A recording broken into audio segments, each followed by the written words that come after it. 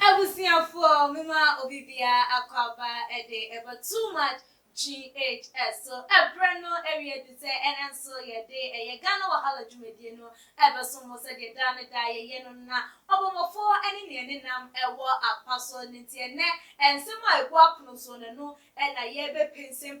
mu ya hihye ne sema pohina bomu ntie ye baba be wai no kakran ne apa ensem nyina ne pomasibe nene dey abaye bi ebusi chese ensem a wo kan ye enoma chese onam show so ekekeni nyina enu na ebe muntu hu ne se ade we de eye ne kwole ntie ne wato chese ye wato powder an o tu ni hwire enti enu anu na ni age a enu no ewo eye ensem a wo kan na ni nyina ebe mu mako na Ghana fo bi nso hu ne se wo ye prophetess in making enti wo so one specialize ewo that side ona ebusiam mama yembora eye ensem no emu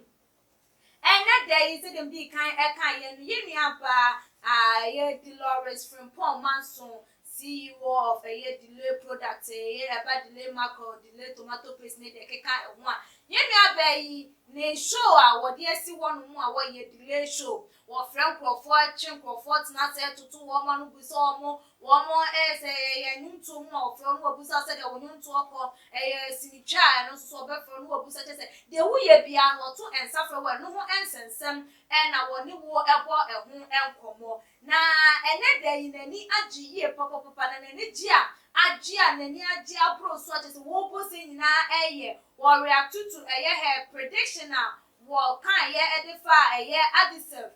wo kan ye kan say SM militants no na wo kan wo mo enho a ene de ye nua be ma shatawale wo yi wo mo edi afri ye ne camp na wo no enho yi chirebo na wo obo atese nani age enho eyi pam na ebusiafo ye beka ya SM militants wo mo ye nkrofobia na jeto wo kan ye shatawale mu a wole wo mo adwuma ebo adwuma chese enwumto mu bibia mu wo mo na na wochi ya na ebebeto edwa SM shatawale apamo wo mo de afri ne camp na no na ye nuaba ma shatawale explaining ensem no se de esi ekoye no odi etu edwa se wo mo rebel against him one after the other just wo mo ye enoma bi editiano na adisef no krampo na tutu ensem edigu wo mo maka no etirimu a enuti ama sa enoma we nyina ekoso wo nti wo mo nya adwuma piem tinton tan wo no mo tunkwanta wo mapai because wo mo kra no enyum twira wo mo nim twiro enyum to wo mo nim to bibia like wo ma ye burden me che adesua edi ama no because wo mo ni hwe ye like wo mo nim bibia ye bibia gisi ye kira wo mo sei ama wa bre because akura krampo wo kire na de ye de opeke na so wo mo de ne de beyond imagination wo dwen ho a won te ase say wo mo just de obeye wo mo bia wadane wo mo wano a wo mo wache wo mo atoto wo mo and so still wo hu fasodie bia wo mo de bre ne adwuma no fasodie bia ma na dane da kabonko na wo mo ebo entina just hu ne say ehu behia say wo mo firi wo na ne wonko penkro foforo no no wo mo nya adwuma na so no a ebeye na adwuma so a wo no ayem na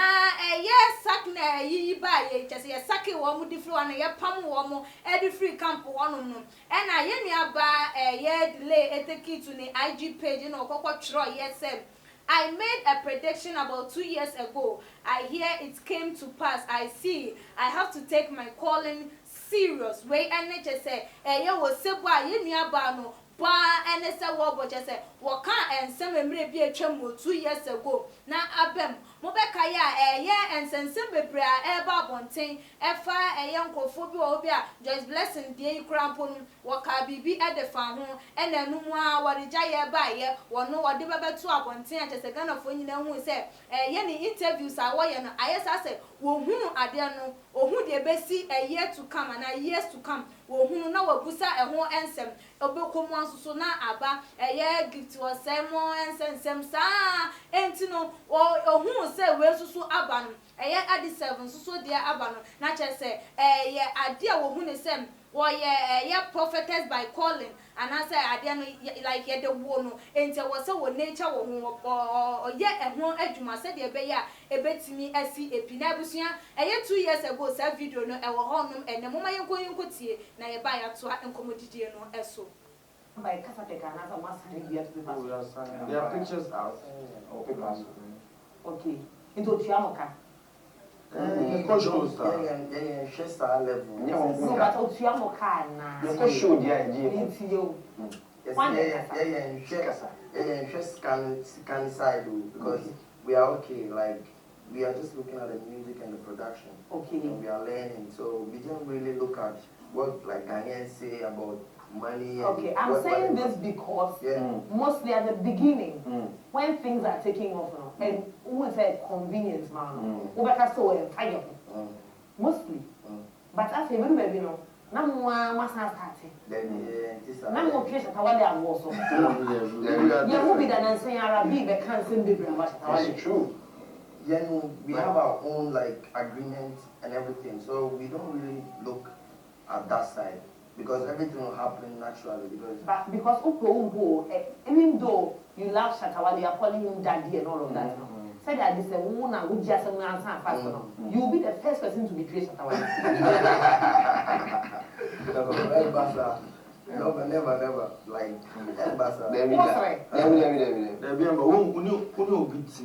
if you are sitting down with somebody, you have to know the person. You have to know what he likes, what he doesn't like, how to sit with him, when to do stuff, when not to do stuff. If you know all that about the person, I was for way and someone. Delay any one more a can yet dear a buy and I just say a year I deserve no ye busa no such as or no one shall be a year Shatawale a man as was so there be a massa Emma a year captain or no so a chair and I being a war a year the other side no and no tea and a year ama delay and yaji because and someone will busa any and the AC and someone and children ever not say and yende kwanswa eno na nene de no edi one lay mu pa just one more go straight obi ansa ne yonko ehun na on same way na video we eba bonten efa delay ni shire bo a wo ginanie se waka bibia ma na bamu na just wo pose magana fo anyina just obi a ememe so no because wa ya ade wa kan asem na abamu ntino wo mo eche wo madwene no e na ye nia hari ede ode eba ye osim what calling everybody has become a prophet pastor and evangelist please let it be there ono so ede no say ho efre ben na wo fre ya frɛ they said obi asori a na me pastor obi asori a me evangelist obi asori a na me prophet na me say ye moma nsi wo kwa they said they won so wo say na wo ye prophetess enti o say an delay woman no ensi wa ye nua Dave enso so ode eba o si great ye nua listen enso ode eba o say all the time you predict the bad thing you haven't predict anything good in people's life delay why ono so o say de bia what the no prediction na we ya de wo hom na so we show sa wa ba bontin a waka nyina no ebia ne wonu ma watimi aka asempa ana se watimi aka bibi papa bia ma ya ka se de wo kan ye de ye no kra ana se ne nam ne kwan so anu de bia boni a wosusu no anu ana ebem aden wo de wo prophecy no we ye prophecy of doom ana se de because won so no won sam a wo kan nyina no ye de ebesi a enye eno so nko na de bia ebem into we shire bo na wo bo na wani age a you want to you have to work on your calling now and I say you have to take your calling serious no ehun enya e wo so bo mpa ye emum hwe se wo calling na e de ma no ebeda ne na ye papa mu because bone no edoso dodo we ene eye adwentwe ne bi a eba ye efa delay eye frimpon manso ni shire bo a wo bo efa eye nsem a wone eye militant no ekasafa ho nanso so no etimi abamu no wo mu ni se e wo se won tena se no won hwehwe na brabo because onu amu no ka ho wo predict bone ene wo hwe ma bone ni nsusu esi enti no wo se wo be eye obehwe ne calling hu ye pande ne won hwe se obetimi adane enyoma ebinom enso so ene no eye adwen hu ni se de o kan ye no enua na abam ntie wo se won hwe na wo hunu eye se de obesi atoto eye ne nyoma eye abusuam delay na ni gia agi achese wo bo shire achese obi a memetie no because they say wadane prophetess no say obi ahwe ase anase obi anim wase obi awrewo no nipa da seni o ma ne ye wani gisem anase because of say waka abamu enenti na wase nani agi ewo ehun say ena wo hu reaction delay de buy after say wo hu say shatawale